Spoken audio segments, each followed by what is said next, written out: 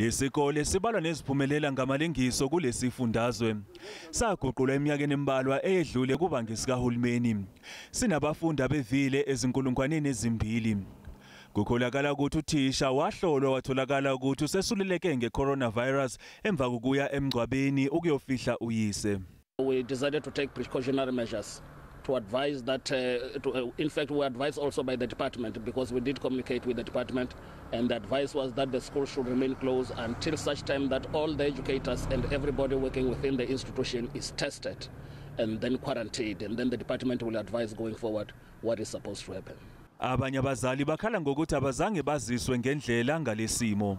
I was told by the security officers here that they are in the darkness, they don't know what is happening, and then now today I'm here, and then you know there's not even a single communique, nothing that has been communicated to the parents about the reopening of the school, but we had thought that the school will be reopening today. Abazali banethemba lokuthi ukufunda nokufundisa kuzoqala ngesonto elizayo. Kusenjalo eEastern Cape indawo ezifana neSayijonisi, iLusikisiki, iNgqeleni neLibode ngesonto zaba nenkinga yokusilela emuva ngokuthola impahla yokuzivikela egciwaneni. Yize kunjalo isikole isihushe commercial eLibode sikwazile ukuqala ukufunda nokufundisa namhlanje.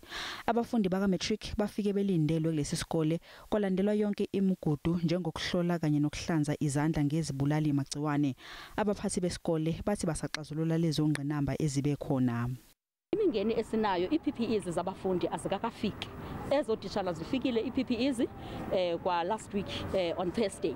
As a result, sisi staff siye sadibana on Friday sazenzela eyethu iorientation kuba ibingekenziwa yidepartment using the documents that were sent to us. Empumalanga kube indumalo yodwa kwezinye izikole kanyamazane khathi kuvulwa izikole namhlanje.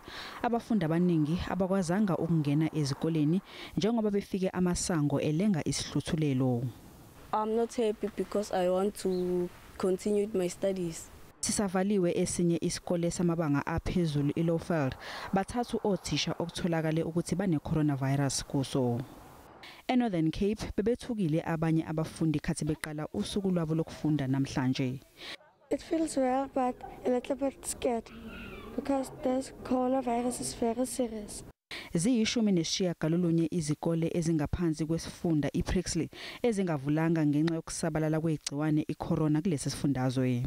eFree State abazali bazibambele mathupha ukulungiselela ukuphepha kwezingane zabo ngaphambi kokuba zibuyele ezikoleni bahlanza amagumbi okufundela. Kitumetse thata re dirile ka bojotlhe ne go sekole se ne mo maemong a siameng.